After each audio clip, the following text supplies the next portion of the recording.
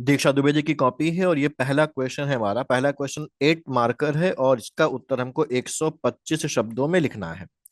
Question को अगर देखें तो क्वेश्चन है, भारतीय संविधान का ढांचा संघात्मक है परंतु आत्मा एकात्मक है, स्पष्ट कीजिए। ठीक। अब ये जो क्वेश्चन है, अगर हम इसमें इंट्रोडक्शन और कंक्लूजन को छोड़ दें तो हमारा जो क्वेश्चन है उसकी बॉडी में दो पार्ट हमारे पास होंगे। बॉडी में हम एक पार्ट में लिखेंगे, पहले पार्ट में कि संविधान का ढांचा संघात्मक कैसे है। हम वो कॉन्स्टिट्यूशनल प्रोविजंस लिखेंगे जिनमें जो ये इंश्योर करते हैं कि जो संविधान है वो फेडरल है। हमारे देश की पॉलिटिकल स्ट्रक्चर कैसा है, फेडरल है, संघीय है।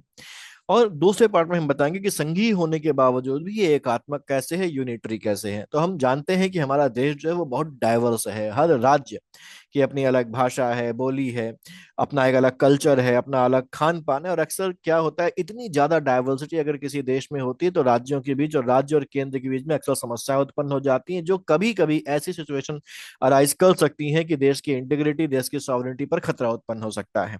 तो ये चीज हमारे जो संविधान निर्माता है उनको पता थी और इसीलिए उन्होंने देश का जो ढांचा रखा है, पॉलिटी का जो ढांचा रखा है वो संघात्मक रखा है, जहां पर केंद्र और राज्य मिलकर देश को चलाने का काम करते हैं, जहां पर केंद्र और राज्यों के बीच में एक ऑटोनॉमी भी है। राज्यों को कुछ चीजों में एक स्वायत्तता देकर रखी गई है कि भाई इन इन चीजों में वो अपनी मर्जी से अपने नियम कानून जो है वो बना सकते हैं, जो हमको शेड्यूल 7 में देखने को मिलता है, स्टेट लिस्ट और कंकरेंट लिस्ट में। और केंद्र के जो पावर्स है वो हमको देकर रखी गई यूनियन लिस्ट में।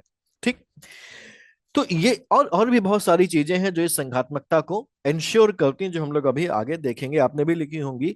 और इसके बाद हमको ये पता है कि भाई हाँ, देश को चलाने के लिए पॉलिटी को संघीय बनाया गया है, केंद्र और राज्य के बीच में शक्तियों का क्लियर डिवीजन करके रखा गया है।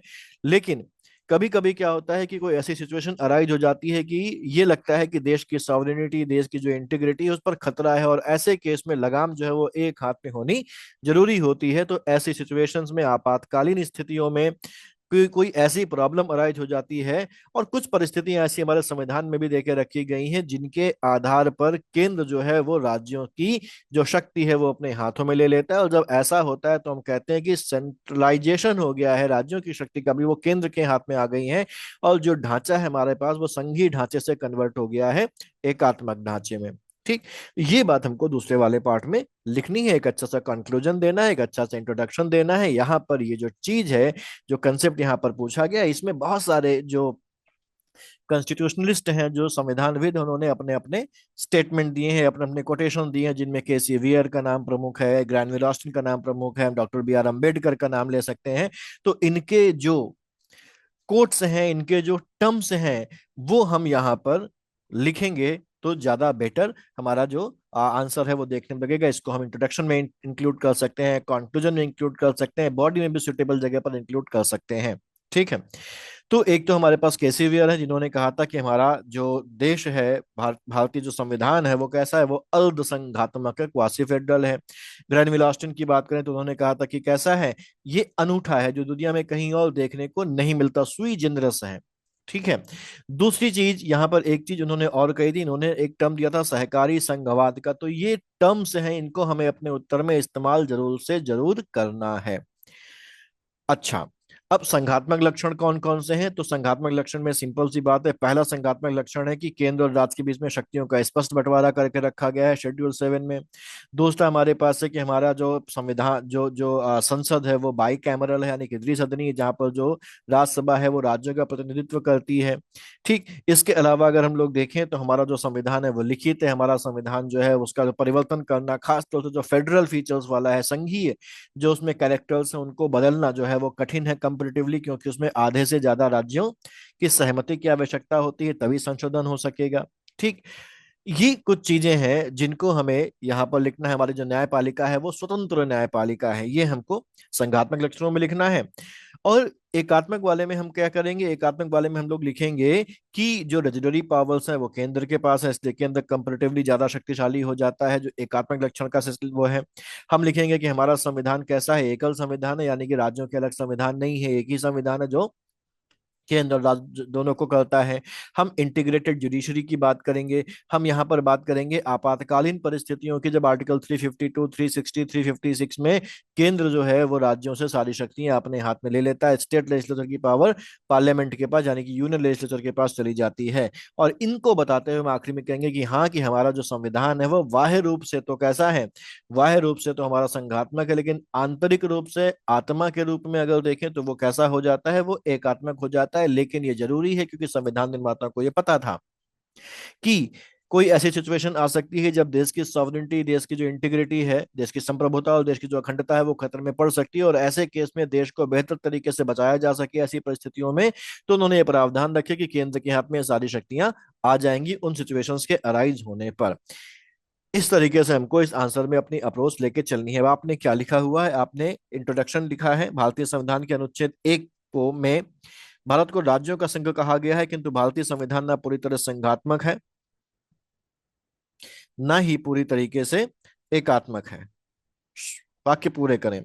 किसी वेयर के शब्दों में कहें तो भारतीय संविधान अर्ध संघात्मक है। ये आपने अच्छा लिखा है, आपने केसी वेयर का और केसी वेयर का नाम देते हुए अर्ध संघात्मक शब्द का इस्तेमाल किया है। गुड, अच्छा इंट्रोडक्शन है ये। ठीक, आगे चलते हैं। और यहाँ पर अगर देखें तो भारतीय संविधान के संघात्मक लक्षण, कैसे भारतीय संविधान संघात्मक है। तो द्विस्तरीय राज्य पद्धति, पद्धति नहीं होता है, इसको आप ऐसे लिखिए, पद्धति, पद्धति नहीं होता है। ठीक है। भारत में राज पद्धति केंद्र तथा राज्य स्तर पर विभाजित तथा दोनों शक्तियों का प्रावधान संविधान में स्पष्ट किया गया। कहाँ किया गया है ये तो बताइए।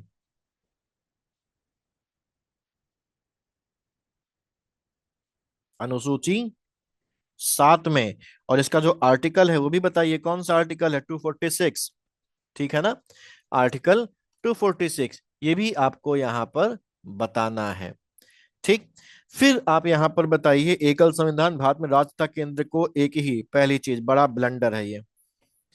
एकल संविधान जो है ये संघात्मक लक्षण थोड़ी ना है। एकल संविधान जो है वो तो हमारा यूनिटरी लक्षणों में आपको लिखना है, इसमें नहीं लिखना है। तो ये एक बड़ा ब्लंडर आपने कर दिया और इससे मार्क्स आपके जो है वो ड्रास्टिकली कम हो जाएंगे, क्योंकि एग्जामिनर को पता चलेगा कि बेसिक्स यहाँ पर गड़बड़ हो गए हैं। ठीक, तो ऐसी गलतियों से बचना है, ये एक बहुत बड़ा ब्लंडर है। एकल संविधान का मतलब होता है कि केंद्र के पास ही, मतलब एक ही संविधान है, राज्यों का अपना अलग संविधान नहीं है। तो भारत में राज्य तथा केंद्र के लिए एक ही संविधान की व्यवस्था की गई है। आमतौर पर अमेरिका जैसे संघीय व्यवस्था वाले राज्यों, अब देखिए यहाँ पर आपने खुद ही कंट्रडिक्शन कर दिया है कि संघीय व्यवस्था वाले देशों में राज्य अपना स्वयं का संविधान बनाते हैं, यानी कि ये कंट्रास्ट है, संघीय का विपरीत हो गया और आपने इसको कहां पर लिख दिया, संघात्मक लक्षणों में लिख दिया। ठीक, तो गड़बड़ है, इसको ऐसी गलती दोबारा से ना हो, इसको आपको ध्यान रखना है। ठीक है, आर्टिकल अनुसूचियों का भी उल्लेख करें तो ये बड़ा नंबर कटवाएगी आपका। कठोर संविधान, भारतीय संविधान में संघीय ढांचे की रक्षा के लिए, ढांचा ऐसे नीचे बिंदी नहीं होगी। ठीक है, ढांचे की रक्षा के लिए कठोर संविधान संशोधन का प्रावधान किया गया है, ताकि केंद्र की मानमानी नहीं मनमानी को रोका जा सके।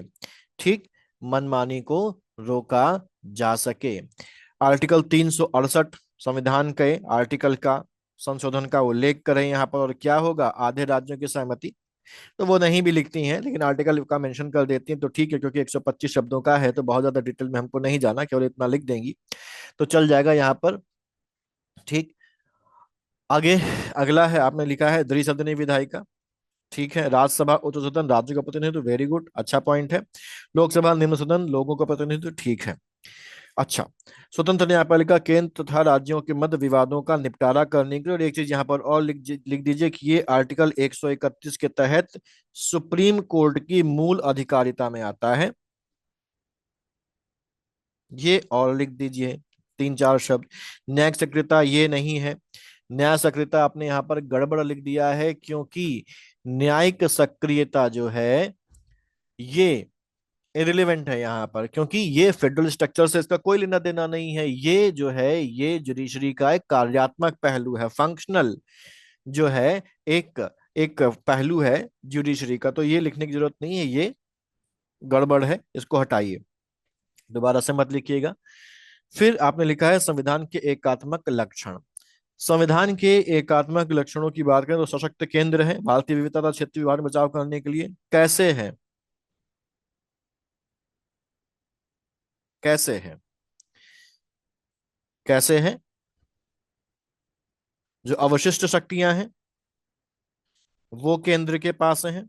और कैसे है? और यहां पर अगर हम लोग देखें तो समवर्ती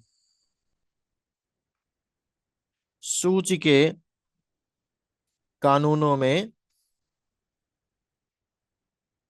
केंद्रीय कानून माने जाएंगे, ये लिखिए यहां पर, तब ये कंप्लीट माना जाएगा। ठीक, राज्य अनश्वर है, नश्वर राज्यों का अनश्वर संघ। राज्य अनश्वर, नश्वर राज्यों का नश्वर संघ, दो आप अपोजिट चीजें यहाँ पर लिख रही हैं।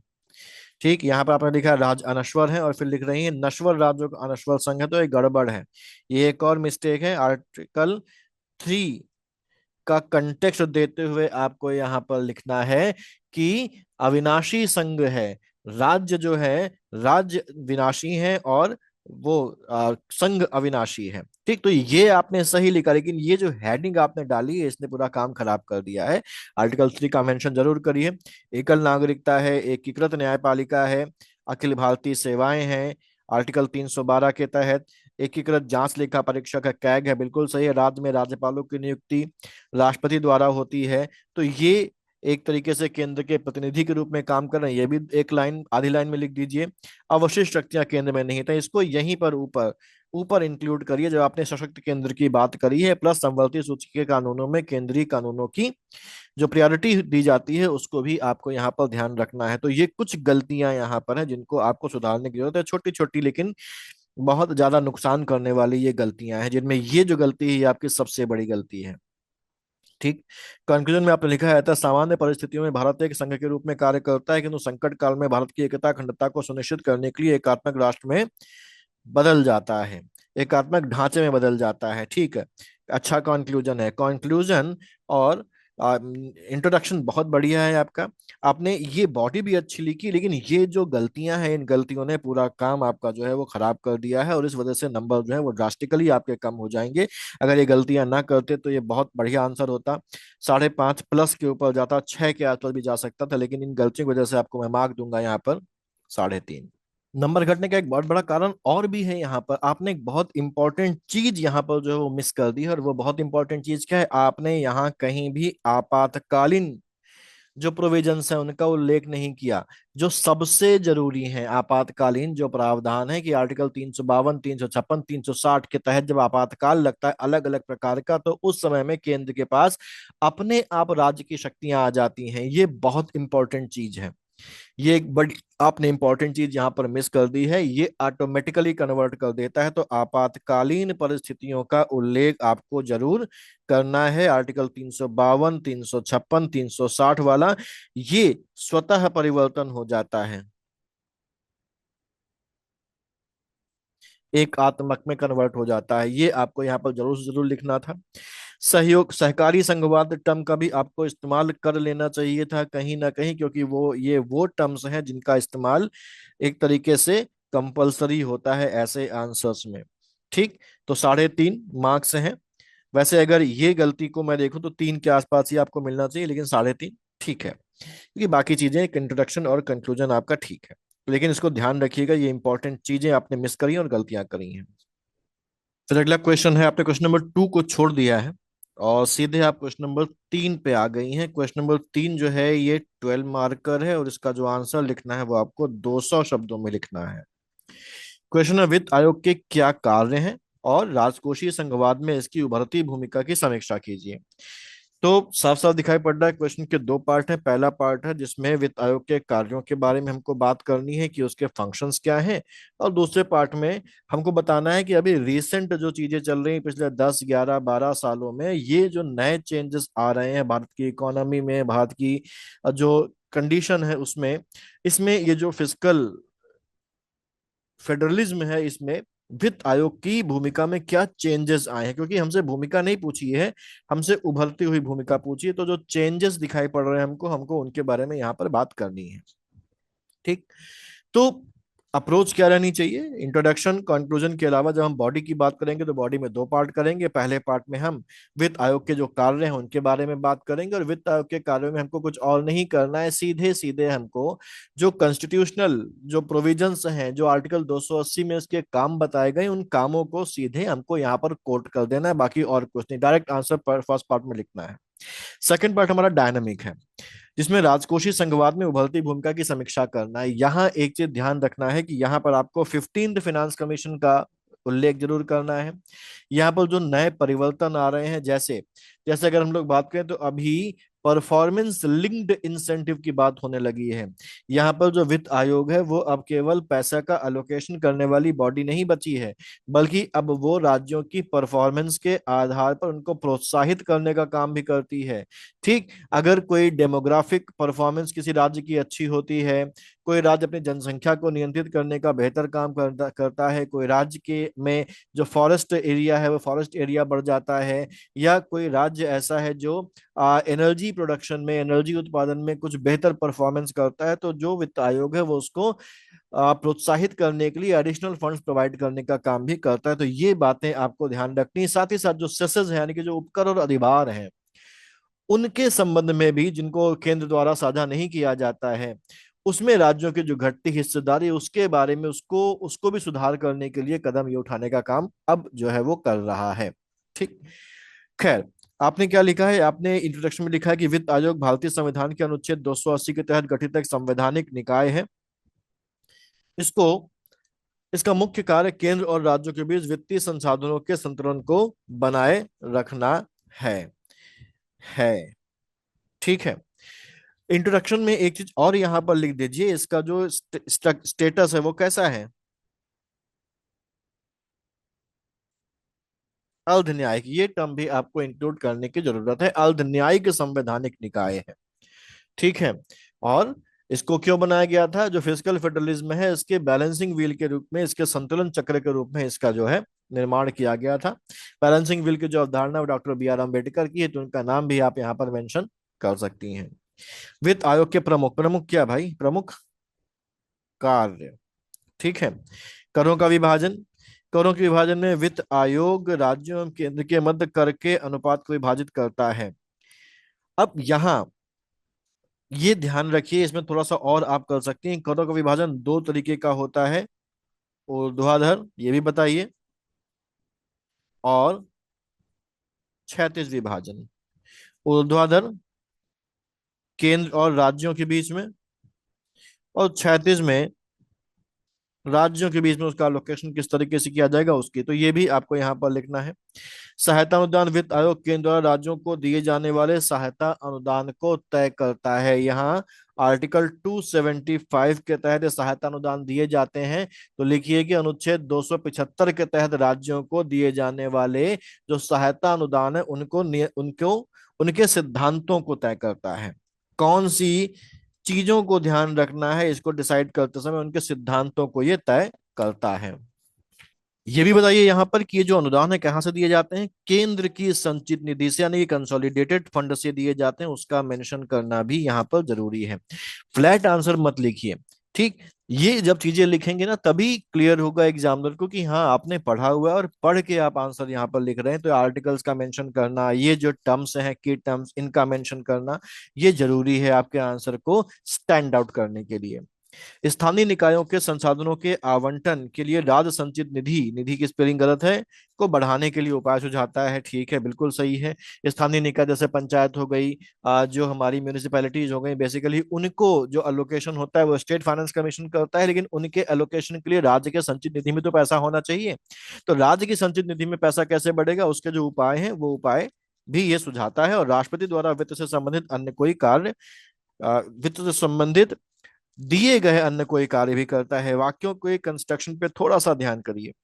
तो ये पहला पार्ट आपका हो गया। दूसरे पार्ट में राजकीय संघवाद में, राजकोषीय संघवाद में उभरती भूमिका। हाल के वर्षों में भारतीय राजव्यवस्था तो अर्थव्यवस्था में व्यापक बदलाव में वित्त आयोग की भूमिका में भी बदलाव से वित्त आयोग की भूमिका में भी बदलाव हुए हैं। क्या सहकारी से प्रतिस्पर्धी संघवाद की ओर झुकाव, वर्तमान में राज्यों में नए विकास तथा अर्थव्यवस्था में सुधार से राज्यों में प्रतिस्पर्धी संघवाद की भावना बढ़ी है, तो इसमें इसका रोल क्या है?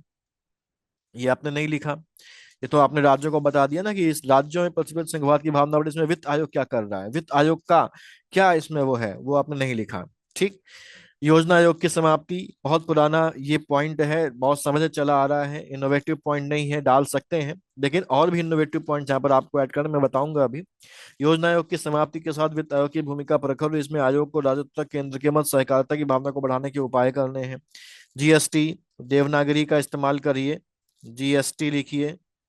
ठीक, रोमन का इस्तेमाल नहीं करना है।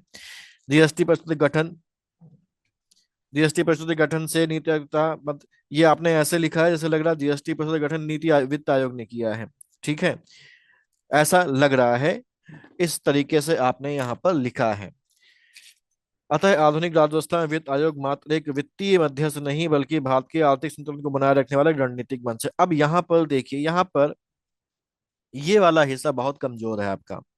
ठीक, पहली बात तो ये पॉइंट क्लियर नहीं हो रहा है इसमें वित्त आयोग का क्या योगदान है। ये आउटडेटेड पॉइंट है, लिख सकते हैं, लेकिन और भी पॉइंट लिखने हैं, और ये थोड़ा सा, ये भी एम्बिगुअस है। यहाँ पर आपको ये लिखना जरूरी है। 15वें वित्त आयोग की बात, पहली बात तो आपको मेंशन करना है, आपने कहीं भी 15वें वित्त आयोग का कोई मेंशन नहीं किया। 15वें वित्त आयोग ने जो 40% इवोल्यूशन की बात करी उसका भी आपने कहीं पर मेंशन नहीं किया। ठीक। डेमोग्राफिक परफॉर्मेंस का आपने कहीं पर मेंशन नहीं किया। उभरती भूमिका में अभी हमको ये जरूर है लिखना। ठीक है, तो यहां पर आप लिखिए कि जो 15वां वित्त आयोग आयोग है उसने जो इनकम, जो डिस्टेंस है उसके साथ साथ डेमोग्राफिक परफॉर्मेंस, यानी कि जनसांख्यिकी प्रदर्शन की बात यहां पर लिखिए। और ये कहा गया जनसांख्यिकी प्रदर्शन का 12.5% इसको भी शामिल किया है, जिससे कि वो राज्य जो जो जनसंख्या नियंत्रित कर रहे हैं उनको उनको नुकसान ना झेलना पड़े, खासतौर से जो साउथ इंडियन स्टेट से हैं। ठीक। ऐसे ही परफॉर्मेंस लिंक्ड ग्रांट की बात आती है, ये आपको मेंशन करना है, ये उभरती भूमिका है। परफॉर्मेंस लिंक ग्रांट का मतलब हो गया प्रदर्शन आधारित प्रोत्साहन। यहाँ पर जो अब वित्त आयोग जो है वो जो अनुदान है उनको इंस्टीट्यूशनल रिफॉर्म्स से लिंक कर रहा है, कि अगर किसी राज्य में बिजली के क्षेत्र में सुधार हुआ है, किसी राज्य में क्लाइमेट के क्षेत्र में उसने बेहतर काम किया है, किसी राज्य ने अगर अपना वन क्षेत्र बढ़ाया है, ठीक, तो ऐसी चीजों को, अपना स्वास्थ्य ढांचा बेहतर किया है, ठीक, कोई अच्छी परियोजना लेके आया है, तो उसको पुरस्कृत करने के लिए, उसको इंसेंटिवाइज करने के लिए, उसको प्रोत्साहन देने के लिए उसके जो ग्रांट्स हैं उनको, ग्रांट्स को बढ़ा दिया जाता है। ये बहुत इंपॉर्टेंट पॉइंट है लिखने के लिए। ठीक। यहाँ पर अगर देखें तो राज्यों के बीच में जो जो जो वर्टिकल डिस्ट्रीब्यूशन है, हॉरिजॉन्टल जो डिस्ट्रीब्यूशन है, क्षैतिज जो वितरण है राज्यों के बीच में, उसमें वन और पारिस्थितिकी का 10% उसको शामिल किया गया है, जिससे पर्यावरण संरक्षण को प्रोत्साहित किया जा रहा है। सेसेस वगैरह का पॉइंट आप इंक्लूड कर सकती हैं कि केंद्र द्वारा जो उपकर का बढ़ता हुआ जो उपयोग है उसमें राज्यों की जो हिस्सेदारी घटती चली जा रही है, जिसको राज्यों के साथ साझा भी नहीं किया जाता है, उसकी जो चिंताएं हैं उनको बैलेंस करने का काम भी इसका है। ठीक। तो जीएसटी और योजना के समाप्ति वाले पॉइंट लिखिए, लेकिन ये जो नए चेंजेस आ रहे हैं, नई चीजें आ रही हैं, नई जिम्मेदारियां उसके ऊपर आ रही हैं, ये भी आप लिखिए। ठीक। आप यहां पर इसको इस तरीके से भी लिख सकती हैं कि पहले क्या था और बाद में क्या था। जब उभरती हुई भूमिका लिखें तो पहले और बाद के हिसाब से भी इसको लिख सकते हैं। और जब इसको टैब इस तरीके से तुलनात्मक रूप में लिखेंगे कि भाई पहले इसकी भूमिकाएं क्या थी और अब भूमिका कैसी उसकी हो रही है, तो ये एग्जामिनर को थोड़ा सा और अट्रैक्टिव लगता है और वो मार्क्स देने के लिए बाध्य आपका हो जाता है। निष्कर्ष आपका, अतः आधुनिक राज्य व्यवस्था में वित्त आयोग मात्र एक वित्तीय मध्यस्थ नहीं बल्कि भारत के आर्थिक संतुलन को बनाए रखने वाला एक रणनीतिक मंच है। एवरेज आपका यहाँ पर जो है वो निष्कर्ष है। इस निष्कर्ष को हम और बेहतर कर सकते हैं। इस निष्कर्ष को हम इस तरीके से लिख सकते हैं कि योजना आयोग की समाप्ति और जीएसटी सिस्टम के उदय के बाद वित्त आयोग केवल एक वित्तीय कैलकुलेटर नहीं रहा है बल्कि सहकारी और प्रतिस्पर्धी संघवाद को सुदृढ़ करने वाला एक मुख्य रणनीतिक स्तंभ बन गया। अगर हम इसी चीज को यहाँ पर ध्यान दें तो इस तरीके से हम इसको लिख सकते हैं। तो ये है आपका इसका। इसमें अगर मैं मार्क्स दूंगा आपको तो ये वाला पार्ट कमजोर है यहाँ पर की टर्म्स, मैं आपको इसमें मार्क्स दूंगा 12 में से 5। ठीक है, इंप्रूवमेंट की गुंजाइश है, इंप्रूवमेंट करिए और बेहतर लिखिए, जो बातें बताई उनको ध्यान रखिए। ठीक है, लगातार लिखिए। 5, और इसमें आपको दिए थे 3.5, तो ये हो जाएंगे आपके 8.5 मार्क्स। आपने केवल दो ही क्वेश्चन यहाँ पर किए हैं, 40 में से 8.5।